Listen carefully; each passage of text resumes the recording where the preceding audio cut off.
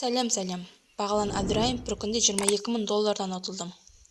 Оны бастамас бұрын каналға тіркеліп, лайк басып, комментарий жазуды ұмытпаңыз. Жігіттер квартетінің әншісі Бағлан Әбдірайымов кезінде құмар ойындардың құрбаны болғанын көпшіліктен жасырмай айтып берген болатын. Бір күнде $22.000 ұтылған әнші кино түсіруге қалай келгенін мың бір түн бағдарламасына баяндап берді. Жаңылыстым, қателестім, шалыспастым. Оны елдің алдында мойындау арқылы өзім жан дүниемді тазалап алғаннан кейін, қателескенімді мойындағаннан кейін өмірдің өзі осы ағынға алып келді. Солай ақ пен қара кітабы жазылып кетті. Әйтпесе кітап жазу үш ұйықтасам түсіме кірмеген. Кітап 10 000 тиражбен шықты.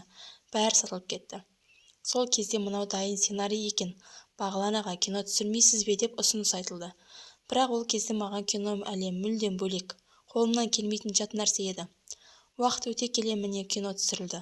Жасыратын ештеңесі жоқ. Құмар ойынға барып жүргенде бір күнде $22.000 ұтылдым. Сол кезде Бәке, бір сериалдың түсіретін ақшаны ұтылдың ғой, деп айтқан еді. Өмірдің өзі ақ пен қарамен тұрады ғой. Кино түсірілді, кітап жазылды. Алдағы уақытта талай идеяларым бар. Оның бәрі көрермендердің алдына жайлап жол тартады. Өзінің ойлы мақсаттарын бәрін мың бір түн бағдарламасында айтып берді. Соңына дейін тыңдағандарыңызға көп рахмет. Лайк басып, комментарий жазып, каналға тіркеліп қоңырау белгісін басуды ұмытпаңыз.